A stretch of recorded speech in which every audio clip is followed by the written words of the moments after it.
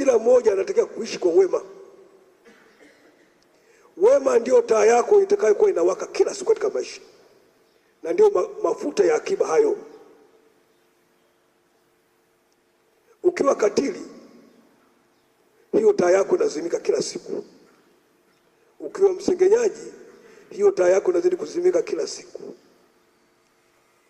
Lakini ukiwa ni mtu mwenye furaha na mtu unaopenda kuwapenda wengine, taa yako inazidi kuwaka umilele wote. Ndio hayo mafuta ya akiba ambayo leo tunawaambia tubaki nayo. Na najua hata ndugu yangu Thomas alibaki nayo. Ndio maana dhahiri na shairi kwamba hata tukiangalia idadi ya watu waliokuja kumsindikiza wanajua.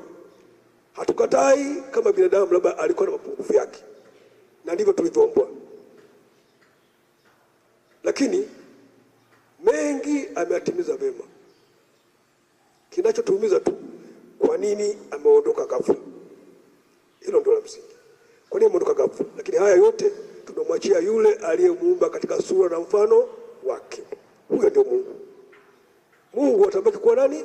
Mungu katika maisha yetu kila siku. Inaitwa leo. Na tutambue sisi, huyu ndugu yetu amelala katika vipande vinne hivi. Sasa hapendezi, na jina lake limebadilika, na tumeishaweka kinani pale kile kimebadilika. Hata sisi tena tumpendi tena, hatunaye.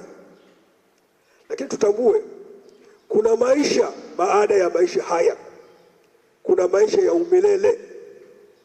Kila mmoja mpasa kufanya hivyo. Kifo kwetu ni njia ya kutupeleka kwa Baba. Ndio maana tunaambiwa tenda wema, acha ubaya. Kila siku inaitwa leo. Jaribu kutenda hata jambo jema moja tu. Hujui katika haya mema unayotenda Mungu atakupa wewe thawabu gani katika maisha yako. Sote ni wa Mungu, tumetoka kwa Mungu, lakini leo ndugu yetu ametangulia. Na kila mmoja, hakuna aliyekata bima na Mwenyezi Mungu kwamba tabaki mpaka lini. Bima yako ni wema wako na sala zako. Ukifanya hivyo vema, basi Mwenyezi Mungu yuko pamoja nasi kila siku. Hivi wapendwa, daima huwa napenda kuongea hivi. Hebu kila mmoja angalie mkono wake, kiganja hicho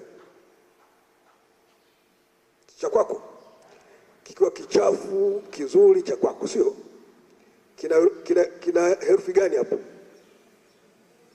Maana wewe ni mgonjwa au msafiri. Habari ndio hiyo.